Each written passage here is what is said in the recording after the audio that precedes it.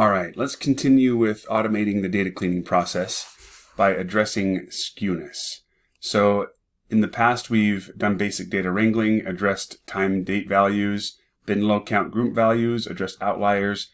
Skewness is sort of a unique issue that applies mainly to when we are using linear models or analyses with linear assumptions. For example, a Pearson correlation coefficient assumes that the data are normally distributed of both features that we're calculating a correlation for. Similarly, a regression equation, a linear regression or a multiple linear regression are both going to assume normal distributions. Now, a common perception these days I've noticed with a lot of data scientists is we don't care about skewness because if the data are skewed, we're just going to not use an OLS or a model with a linear assumption like a ridge regression or something else like that.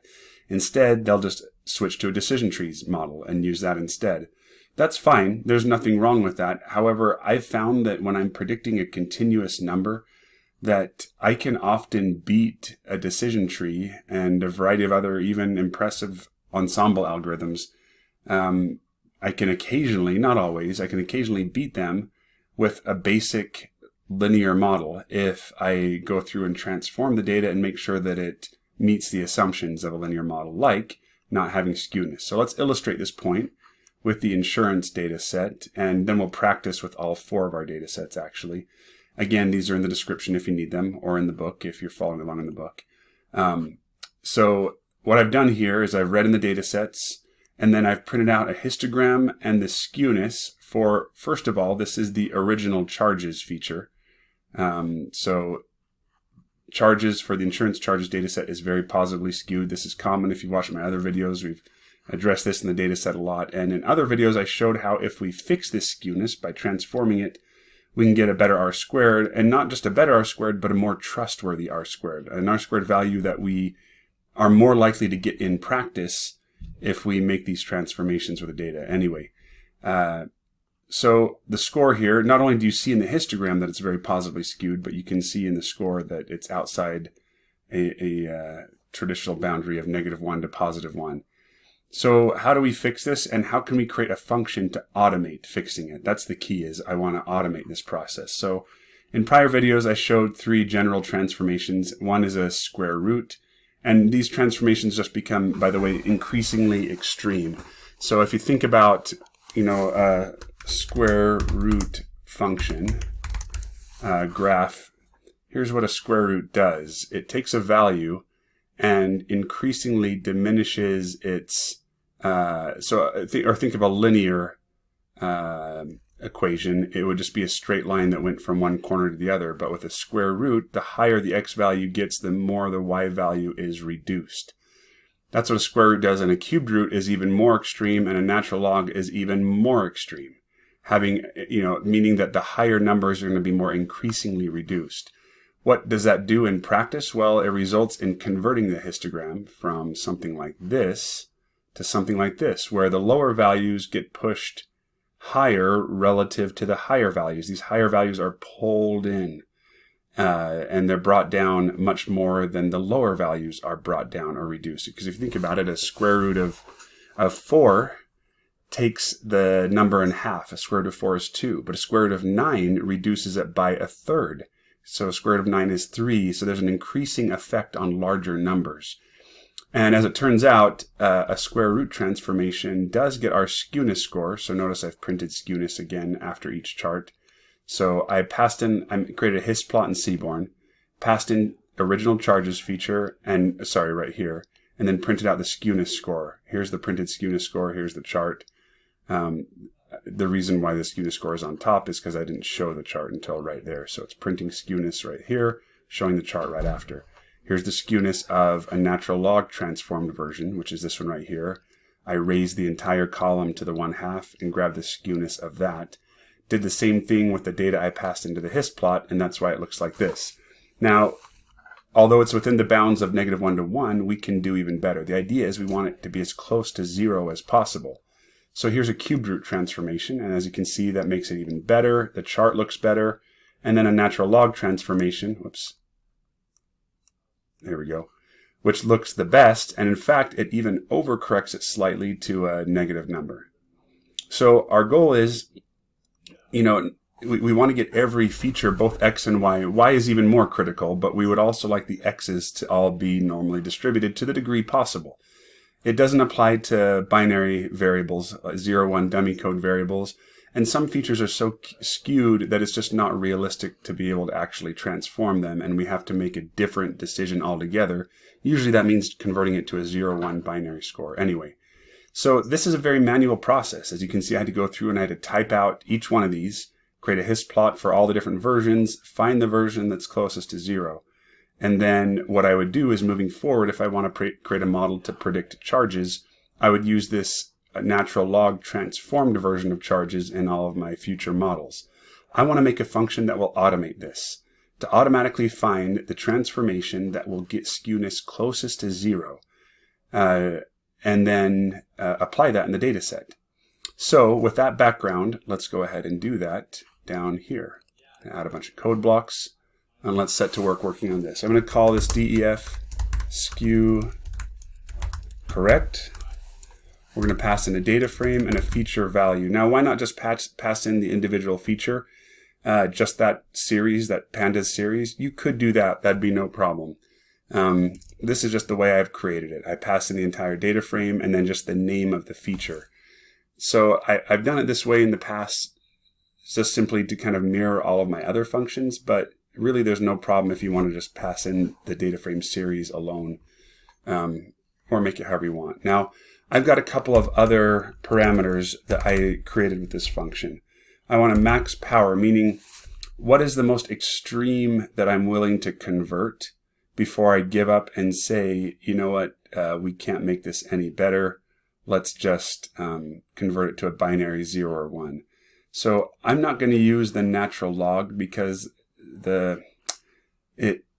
basically I'm just going to keep raising the power, and we can eventually even make it more extreme than a natural log, which raising something, for example, to the 1 divided by 100 is a more extreme transformation than a natural log. So I'm just going to say, I'm giving it a default of 100. Honestly, that's probably way too high.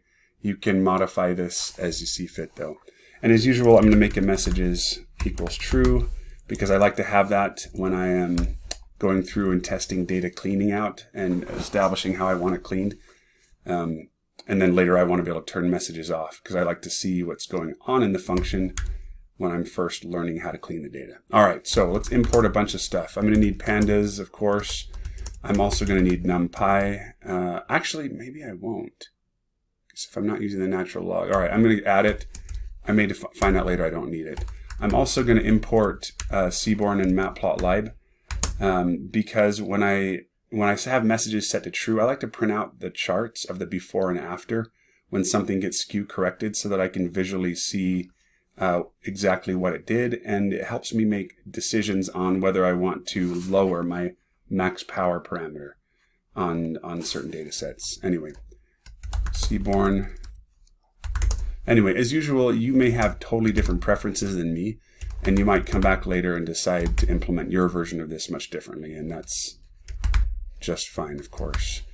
All right, as PLT. Trying to talk and type at the same time here. Okay, got our packages. First thing I want to do is I'm going to make a temp version of this data frame. It's going to come in useful later. I'm going to return the original df, but when I'm going through, the reason why I'm doing this right now is sometimes I get data sets that are so gigantic that it's just, it's going to make this function take way too long. And you'll see why here in a bit. So what I like to do is, if there's more than 10,000 rows, for example, and there's probably a better way to do this than just rows. I could also say, I could do this based on cells rather than rows. In fact, let's do that. So I'm just going to say, in case the data set is too big, we can we can reduce to a sub-sample. All right, so here's what I'm going to do with this. Let's say if df temp.shape, really it's kind of a memory issue. So if there's more than 10,000 rows, so we can get the memory of a data frame, the total memory used, and that's probably the most accurate way to do this. So what I need to do is find out what the memory size is that's too big. So for now, I just want to print out the memory size of dftemp. dftemp dot, I think it's literally just memory. Let's see if this pulls up. Nope, let me grab it real quick. Okay, it is memory, but it's, whoops, let me type that in. It just wasn't pulling up because dftemp hadn't been created yet. And so the IntelliSense didn't know what to say there, but it's memory usage. All right, let's just run this real quick and see what we're getting. And let's pass in the insurance data set and see what we get. So skew correct. Let's pass in df insurance. And feature, it requires a feature. So let's pass in charges. All right. So this gives us the memory for each column. Let's change that to memory usage.sum so we get it for the whole thing. All right, so that's not bad. In fact, this data frame, this insurance charges one, is a pretty small one. I think we can handle close to 10 times that size. So I think what I'd like to do is say if it's more than 750,000. So I'm going to say if dftemp dot memory usage dot sum greater than, in fact, maybe I'll even go all the way up to 1,000,000. There we go. If it's greater than 1,000,000, then let's resample this thing down to something smaller to work with. And we can mess with this number later on as needed if we feel like this is too high or too low. So I'm going to say dftemp then is going to equal df.sample, and let's reduce it down to a fraction of that. So let's use the frac equals, and I'm going to round this to 10,000 rows out of that, because I think it's going to take more than 10,000 to get there. df.shape. So this is going to divide 10,000 by the shape of the data frame, and we're going to get that fraction. Let's round that down to 2 decimals. Yeah, I think that'll work. So that'll get us down to roughly the equivalent of about 10,000 rows.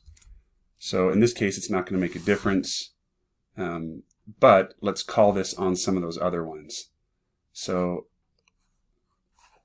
just to give you an idea, I'm going to go ahead and print out both before and after here. Print dftemp dot memory usage dot sum before and after.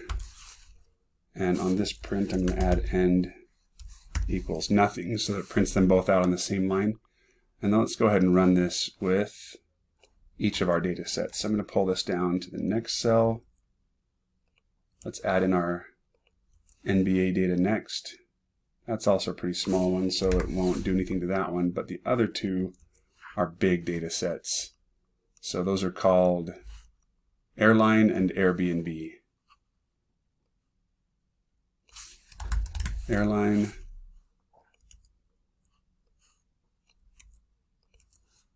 Airbnb. Okay. Okay, so, I should have put a space between them. That would have made sense. So this one stayed at 75,000. This one stayed at 100,000, or a little over 100,000. This one got reduced. Because look, that was over 2 million. No, actually, what is that? 23 million. And it took it only down to about 19 million. Because that one has a lot of columns. This one got reduced from, what is that, 22.5 million down to 1.3 million. I think I want to reduce it even more than that. So what I would do is probably just change this to 10,000, maybe just down to 5,000. That should be plenty. So a little bit more of an extreme reduction. And let me add to this one more thing. I meant to include a, can I just do this tab? There we go. That makes it easier to see. Okay, so this one's getting reduced from 23 million down to just under a million. That's exactly what I want.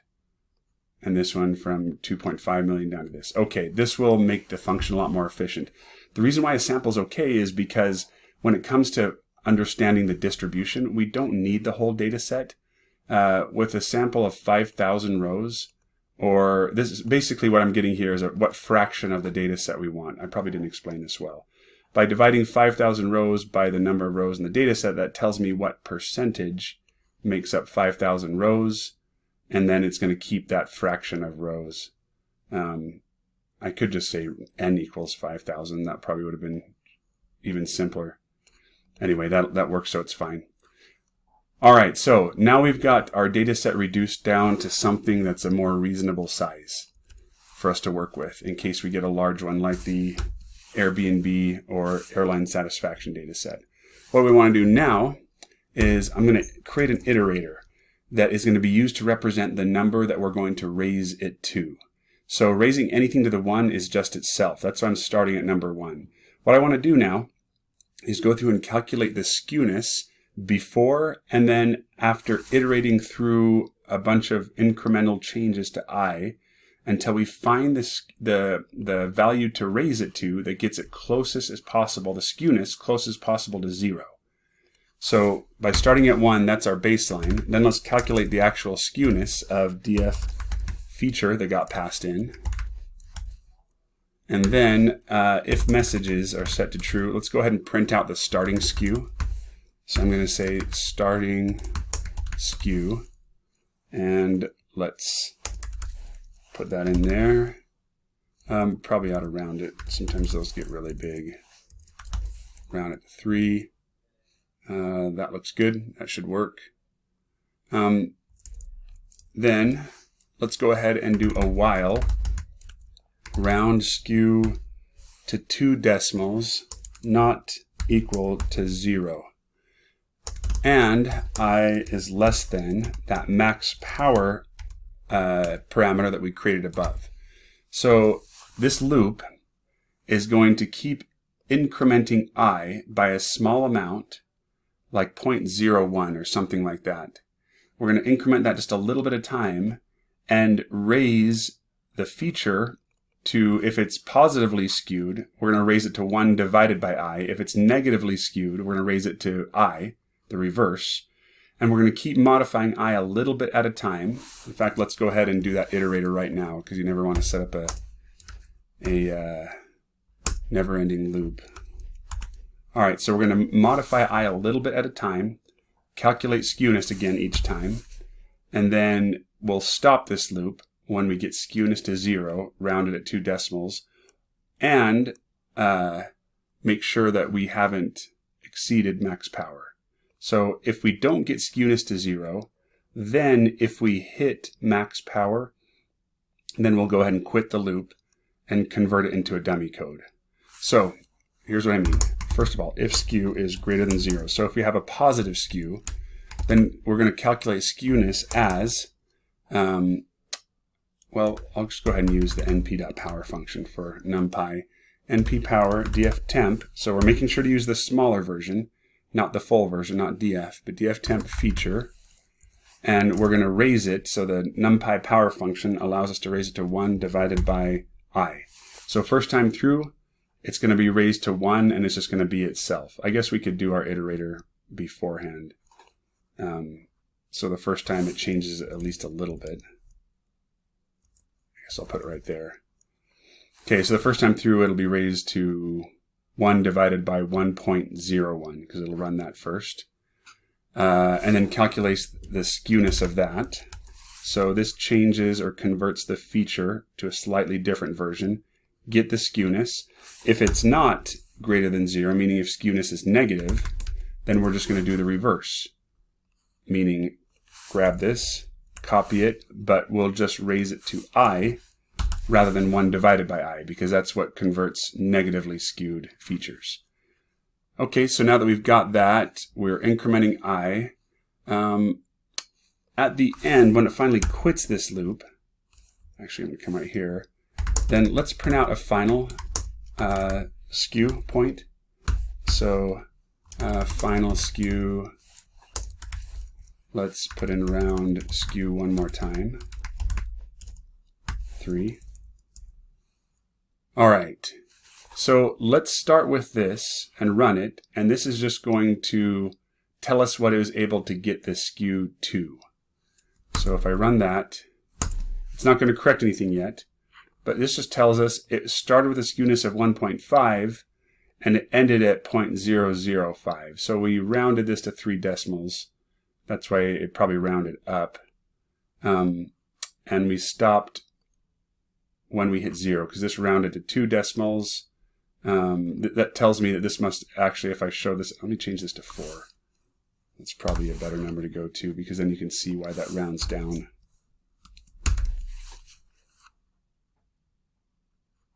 Oh, did I not print it out at 4?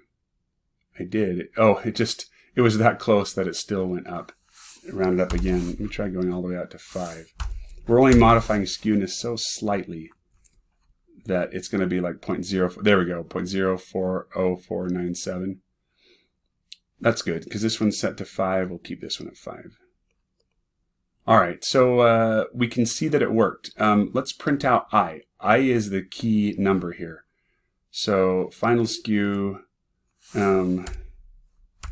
is that, I'm going to say based on raising to I guess it would be 1 divided by I, so maybe I'll put this, no, that's all right. I'll just leave it as I.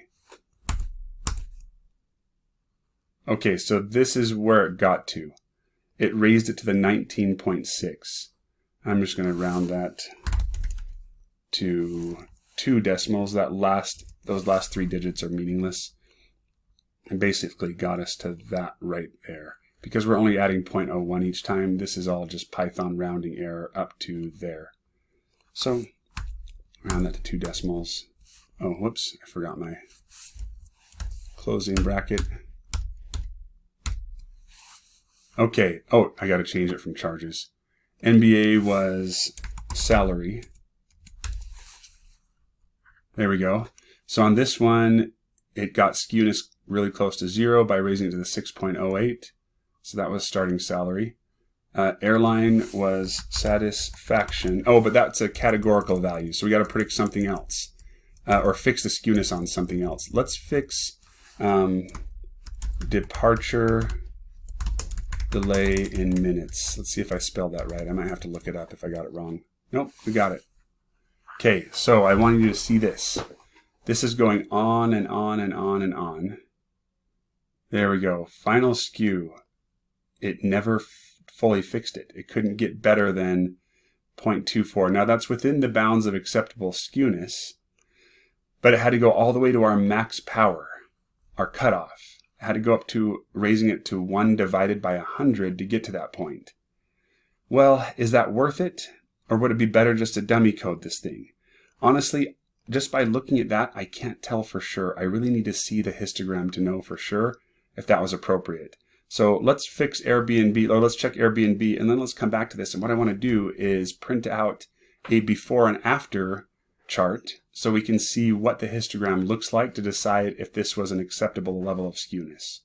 All right, Airbnb was, I think it was average rating? I'm just guessing though. No, it must be average review. There we go. Okay, I think this one's going to have a similar, no, it got it. Notice that it's not about how high skewness was. This skewness was higher, but it was still able to fix it by raising it to, didn't even come close to 100. So there's not a skewness number where we can just cut it off. It depends on what the distribution likes within that number. Let me show you what I mean. Let's print out now let's print out the histogram before and after. So I'm going to add another if messages down here. And I want to put these charts side by side. So let's make an F and an axis so that we can call plt.subplots. And I want one row of plots, but 2 columns of plots. And let's set the fig size equal to something like, what did I choose? 7 inches wide, 3.5 tall. All right, so we're going to print 2 plots now. So I'm going to call, I like it better when we SNSD spine, including, I don't even like the left spine of the chart, so I'm going to get rid of that.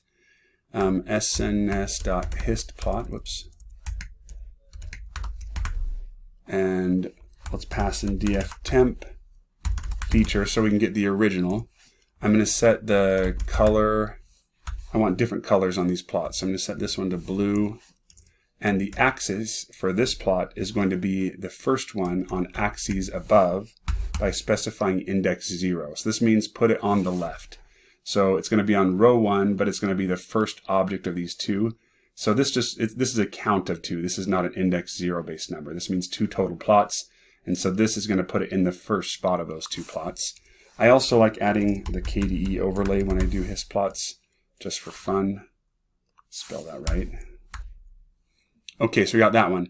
Now the next plot, it depends on, once again, whether the skew is positive or negative. So I need an if skew in here equals, or sorry, let's say if it's greater than -1 and skew is less than +1, meaning it was inside the bounds of acceptable skewness, then, so I don't even want to print it. If it's not inside the bounds of acceptable skewness, I'm going to print a count plot instead of a hist plot. That's why I've got this here. So if we couldn't get it within, like this one made it within those numbers all right.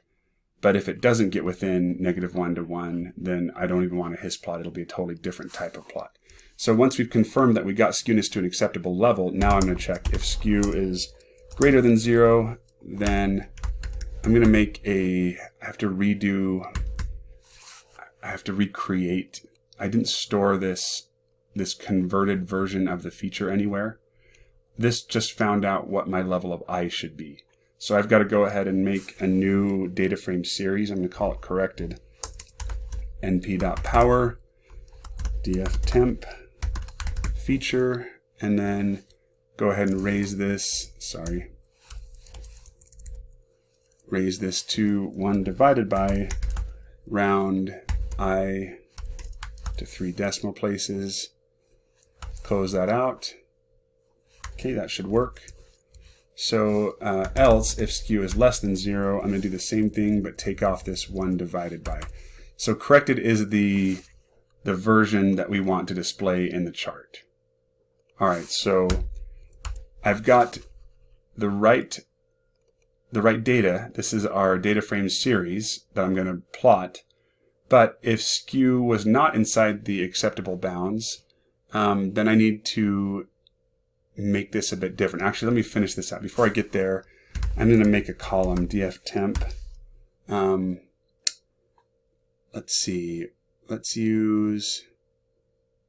what I'm going to have to do is I want to get a name for this feature that includes the actual value of the correction. So let me do that up here. When I find out what the correct version of I is, I'm going to add... let's see. No, I'll just call this one corrected for now. Whoops.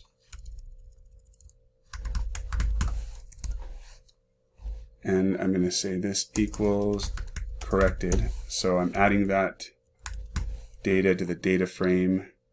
And then I'm going to go ahead and make a hist plot, sns.histplot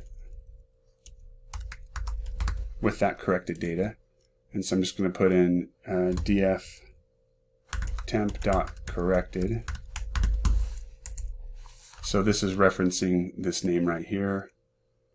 Then let's put this one, color equals, let's do green.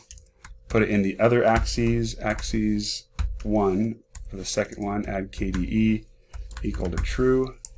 Okay, Now we've handled it. If we got skew into an acceptable place, it's going to print out a second hist plot of what it turned into.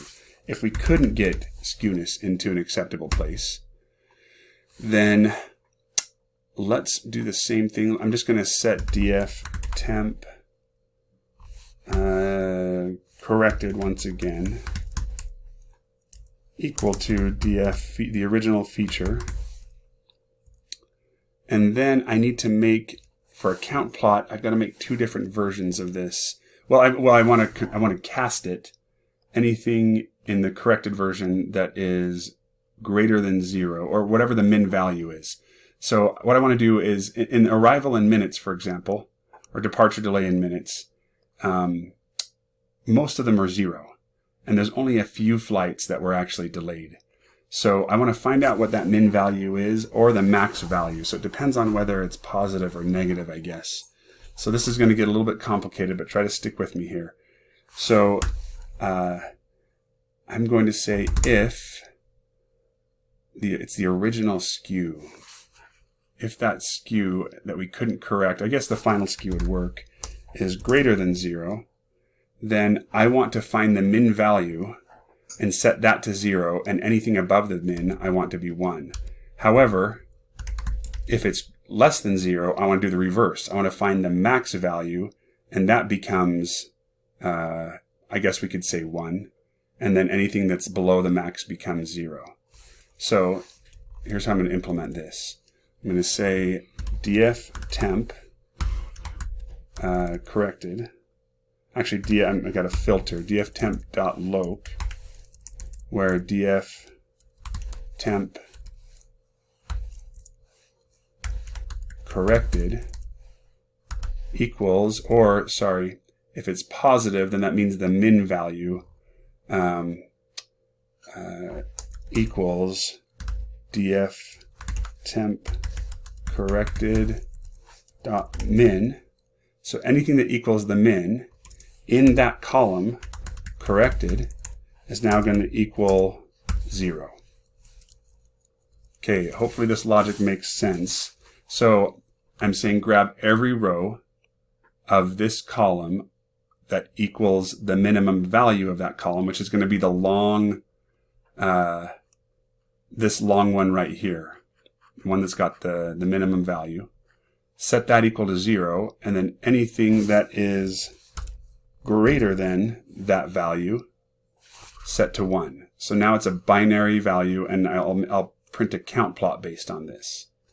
I'm going to copy these and say if I've got that backwards, then it's going to be find everything that equals the max, set that to 1, and then anything that is less than the max,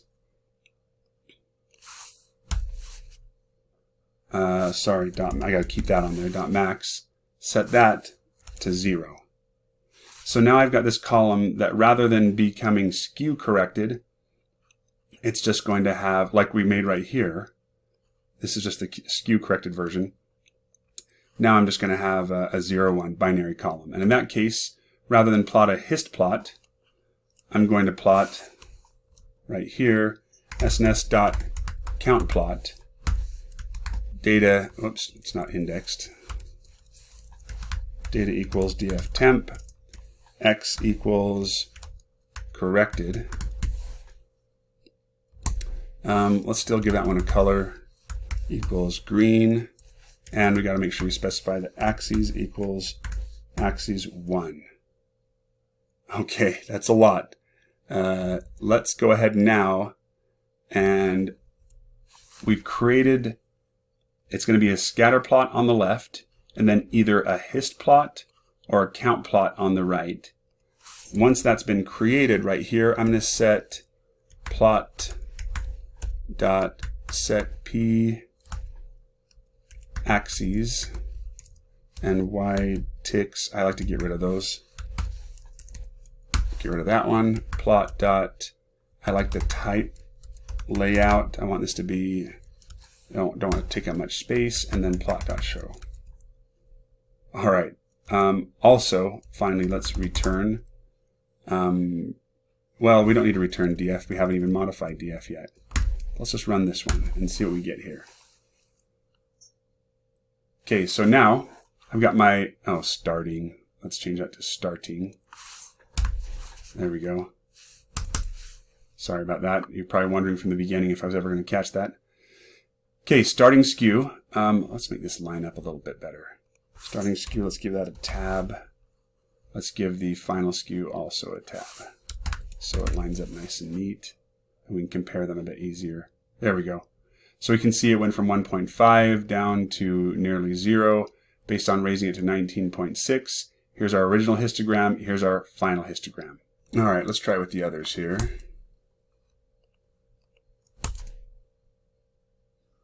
Okay, so NBA salary, again, very positively skewed. Here's what it looks like when it's fixed. As you can see, it's not perfect. We still have this issue where this extreme skewness, honestly, that one might look better with a natural log than with a higher number, but it's not bad. But being able to look at this helps me know for sure if I'm happy with the transformation that we made and whether or not I might need another one. So I still might decide in some cases just to go ahead and use a natural log and do that manually on my own, but at least I can have a function that will automate the process of helping me make that decision. Let me show you some other examples here. Okay, remember this is the one that could never fix it perfectly. Okay, and take a look at what we got. So the initial histogram, I don't know if you can even see this, but that line is very faint. That's because we have so many records that had 0 departure delay whatsoever, but then we also had some that looked like they were around 900 or something like that, or more. And when we correct that skew, it is still not a normal look. This looks a lot more binary than it does anything else. So I'm kind of thinking based on this that I would rather have this. This is, by the way, this is still a histogram. You can tell because it's got the KD overlay and it never got this down to 0. And so our code logic here basically said right here, if it's within -1 to 1, it's still making a histogram. So that is a histogram, but when it's plotted, it looks a lot more binary. That tells me that I probably don't. I think 100 is too high. I think if I can't get it in, I'm gonna lower this all the way to something like 50. And let's see what this does now with that airline.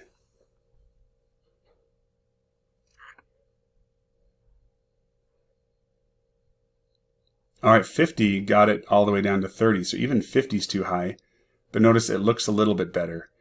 However, I still feel like this would be better set with something that skewed as like a binary feature. So perhaps what I need is a way to kind of force it to convert it to a binary feature. Now that, this huge function just to do that, this is all we needed was to convert it to a binary feature, just 2 lines of code. But this whole function at least help us get to that point and make that decision a little bit quicker. Let's see this last one. Average review. Yeah, that turned out okay. See, because we had a lot more values right here in the middle, it was able to still make a much nicer looking normal histogram out of it, where this one just had so few values in that corner, it was just impossible to do. Even though this skewness score was actually higher than that skewness score. One more reason why you can't trust a stat alone by itself or a visualization alone. You really need both of them to help you make that call. So what I want to do is maybe force this one. Let's see if arrival delay is the same, by the way. It looks about the same.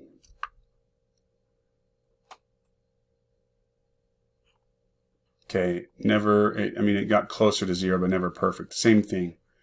I wonder if we have a feature. All right, so what we need to do, a couple things. First of all, we need to implement changing the feature and putting it in the data frame.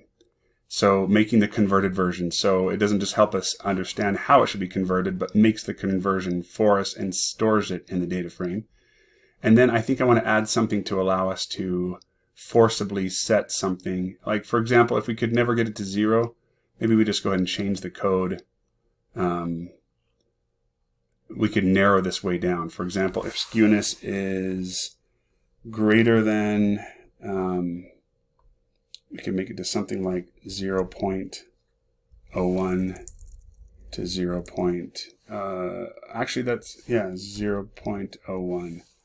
So if it's in between those, if it got that close, then go ahead and keep the skew converted version. Otherwise, change it. Maybe I'm going to take it down, make it a little, give it a little bit more breathing room. Something like that, -1 to 1. Now watch what happens when we run this. The first two will work just the same because they were almost 0, well within inside -0.1 to 1.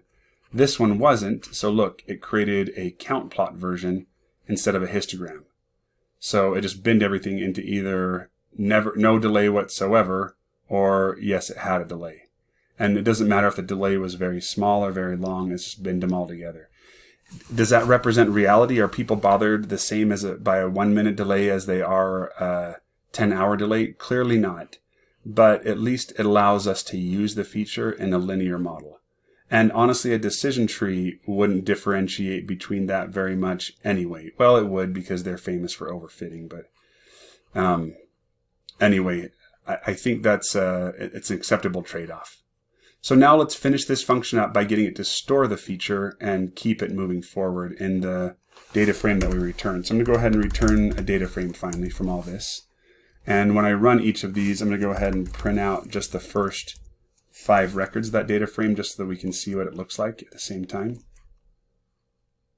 So I'll put that head on each of those so it doesn't return the whole thing. All right, where should we do this? Here's what I propose is let's use this same logic that we got right here, right around here. After we've found out what the appropriate transformation is, which is what this loop does, it gets us the right transformation. It lets us identify I. So in fact, maybe I should label this better. Identify the proper transformation I. And then down here, make the transformed version of the feature in the DF data frame. All right, so if we got it close enough to 0, between -0.1 to 0.1, then, once again, if skew is positive, then let's make a corrected version. In fact, I'm just going to copy this right here. So create a corrected version. And I want to give it a name rather than calling it corrected. I'm going to call this, it'll help us to know permanently what it was raised to. So I'm going to make a custom name for the column and say F and use the original feature name, but then underscore. And if it's positive, it's going to be 1 divided by, I'll do the round I to 3 again. So we'll be able to see it's going to be the feature name underscore what it was raised to, 1 divided by whatever I was. And so then else, if it's negative, same thing, except we take out the 1 divided by. And that will be the new created version of the data frame. And this will be the name of it. We still haven't put it in the data frame until after that's done. So now we can say df name equals corrected, that version right there. So this is where we're actually add the corrected version of the feature back into the original df. Now notice I didn't overwrite the original feature. I didn't do this over df feature. I wanted to keep the original and then have the transformed version. Now this is just my personal preference. You may decide to go ahead and overwrite the original one and make this df feature, and that's totally fine. Or you could keep this as name and then just drop the feature after that, whatever you'd feel like. Okay, so if we weren't able to get within that really tight boundaries of acceptable skewness, then I want to make that version that is binary. So in this case, I'll make name equal to df, let's see, f, I'll still use the feature name, but I'll do underscore binary, right? Because we're not raising it to something. This is just going to be a 0, 1. And then I'll say df.loc df using this new name equals, so where it equals, I need to get that max or most common value. One way to get the most common value is to use the value counts function. So value counts will return a count of the number of times each value is used. And then to get the feature name, I'll call .index and grab the first item of that index. So we've used value counts a lot before. So just think it's going to find the most common value in this column. Now we need to, actually, I guess what I forgot is I better put that column in there. df name equals df feature. So I'm just copying that feature. So it's still got the original, all the original values. And then right here, it's going to say count up those values. And then the most common one will be first, but get me the index, which is the name of the feature. Or, sorry, no, it's the name of the value, not the feature, the value that has the highest count. So where those rows equal the most common value, that's what this is saying right here. Go to that column called name and set it equal to, well, let's see, here's where it depends. If it's positively skewed, it's going to be 0. And then if it's negatively skewed, it's going to be 1. So I'd better make two versions of this. So if it's not equal to this, make everything else 1. But we only want to do this if skew is greater than 0. Because if it's negative, whoops,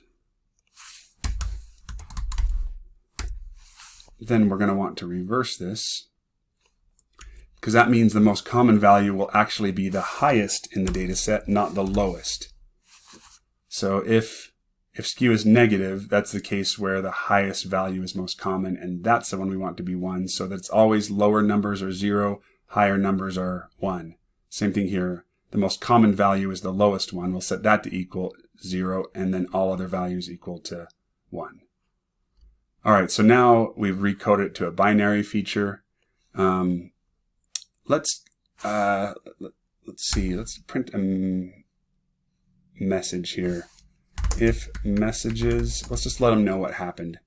So if we weren't able to skew correct, I'm going to print f the feature. I'll put in feature name. Could not be transformed into a normal distribution.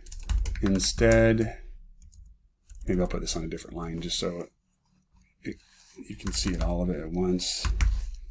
Instead, it has been converted to a binary 0, 1, where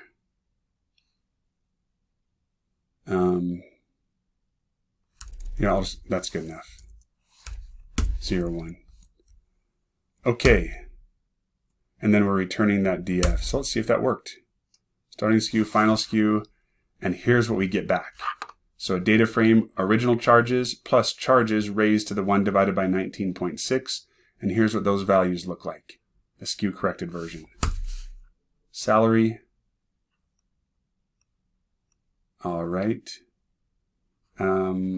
Here we go. Salary raised to the 1 divided by 6.08. That one worked. Starting skew. All right. Arrival delay in minutes. Oh, I got to spell has right up in my function. Sorry for missing that. Okay, but that worked. Made arrival delay in minutes. Let's check it. Should be at the end. There we go. Arrival delay in minutes binary. So here we go. If there's no delay, it's 0. If there was some delay, it's 1. So now we've got a binary feature. We can still use that in a linear model. Not a problem. Okay, last one. Let's see if this one works.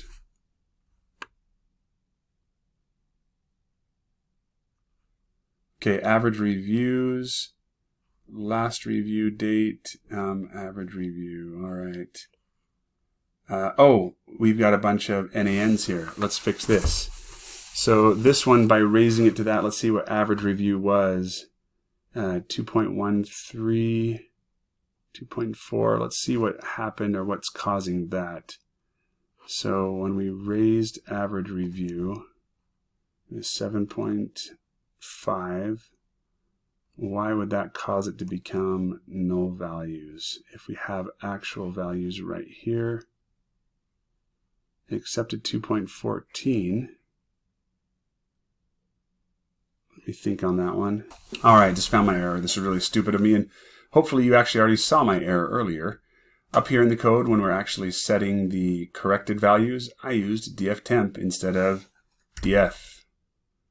All right, this is where we're actually making the transformed version of the feature in the data frame. I should be using the entire data frame here, not the version that got reduced because it was too large.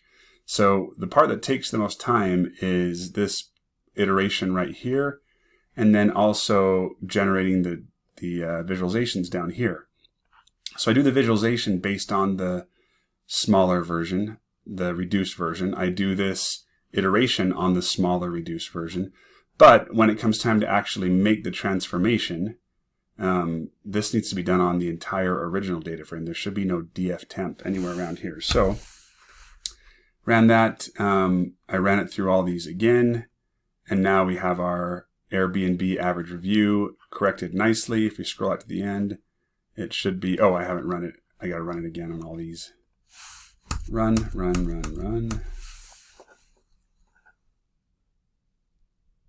Give that a second. All right, now if I scroll out, I'm sure it'll be full. Yep, there we go.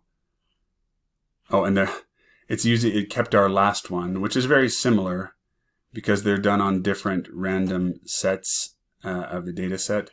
But to avoid that, I actually have to, when I pass this in, I need to just set it to a new data frame or do this based on a copy so that it doesn't store that first one back over the top. So I'm going to pull in the data sets again, get a fresh copy, go through the bottom, and then we won't have that issue again. All right, this video is almost an hour. It's gotten plenty long. But I hope you see the value in this now. We can automatically go through and correct everything that has a skewness issue in our data set. Another way you could do this, I'm going to use the same Airbnb data set, is go ahead and pass a copy through. We can say for call in df, run, skew correct, pass in df, pass in feature equals call, and let's go ahead and reset df equals, store it back over the top of all those, and print out df dot head when we're done. So a nice quick way, insurance, sorry. No, let's do this on Airbnb.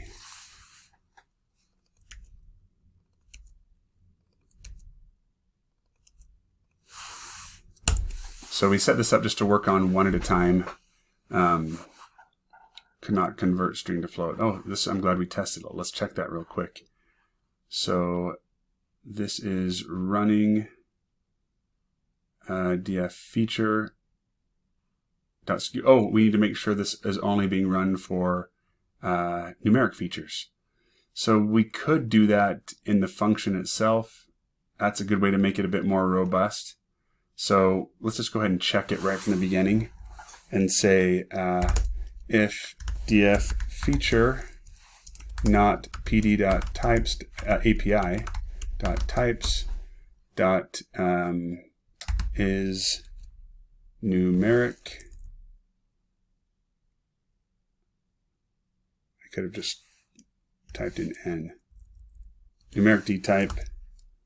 Df feature goes right here, not up front. So if this is not a numeric dtype, then we're just going to return, no, let's print something out first. How about let's print, just so we can give them a message. Actually, let's just go ahead and say if messages print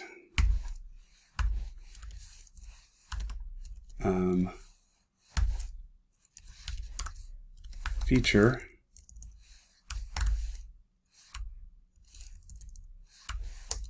is not numeric. Oh, I see. I put my F in the wrong place.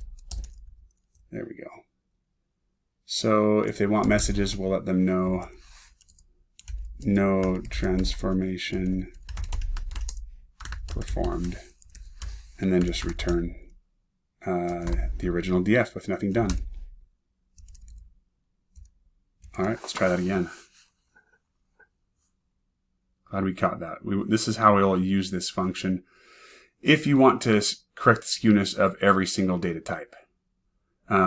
You might also decide just to do it on the label only. All right, let's see here. So it did nothing for name, host name. Let's see where we got this problem. Let's debug it real quick. Trying to convert something to a value count. Oh, if we've got NANs, that's going to be a problem. So let's make our function robust against those. And let's see here. Before we run df.copy, if we have a lot of data, I'm going to say let's get rid of missing data right here. Address missing data. And let's do this the same way we did in some of our other functions above that couldn't have missing features. So basically, like when we did the, let's do the clustering one. So clean data set first. Here's where we dropped columns and dropped rows. I'm just going to copy these right here. And categories doesn't matter. Basic wrangling doesn't matter. Get dummies doesn't matter. We just need these for missing data.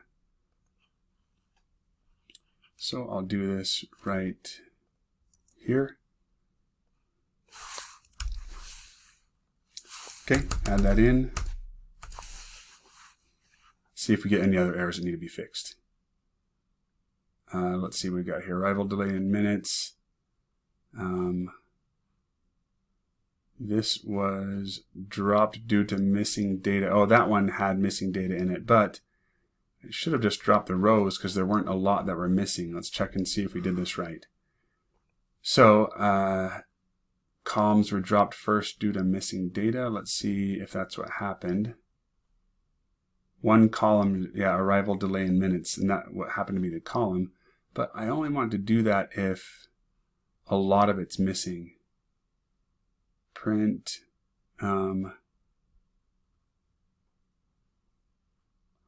Yeah, let's, you know, we can, here's what I'd suggest. Rather than drop these columns, let's run basic wrangling just to get rid of any columns that are completely missing. And then, so we'll say df equals basic wrangling, pass in df first. And I'm going to set messages for that one equal to false. And then run that. Okay. Basic. Oh, I got to run my basic wrangling function first. There we go. Let's just go ahead and pull that data in again. See if we get this right now. Okay, looking good.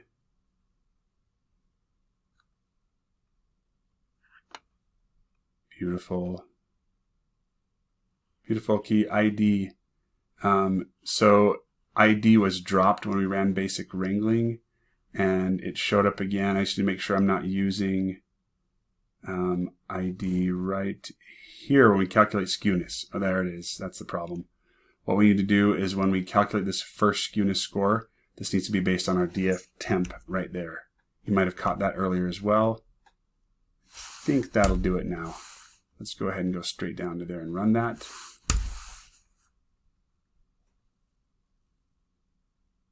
Glad we checked all this before saying the video is done. Okay, there we go. Now this is looking good. Okay. Interesting, a lot of these, some could be transformed and some couldn't. Host ID was transformed, but that's primary key anyway. I think what I would normally have done is run basic wrangling before I ran this thing, because, and this is partly why we do this, when we're going through the data cleaning phase, we try out different orders of all these things until we get the ordering right. Yeah, I would definitely run basic wrangling first because that ID is irrelevant. This one was already good, but it made a small transformation that got it Oh, slightly better. Longitude, interesting. That one, it converted it to a 0, 0, 1. Couldn't be converted into a normal distribution. Oh yeah, because it couldn't get below that one.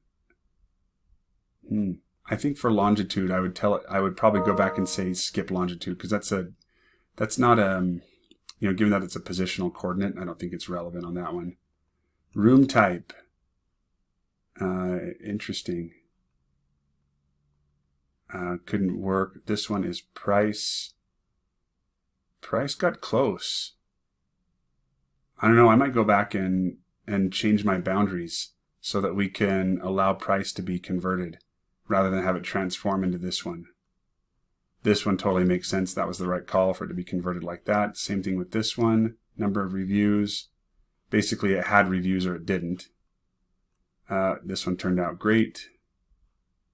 Yep, totally makes sense. Calculated a host listing counts. That makes sense to be, do you have 0, do you have 1 basically, or many?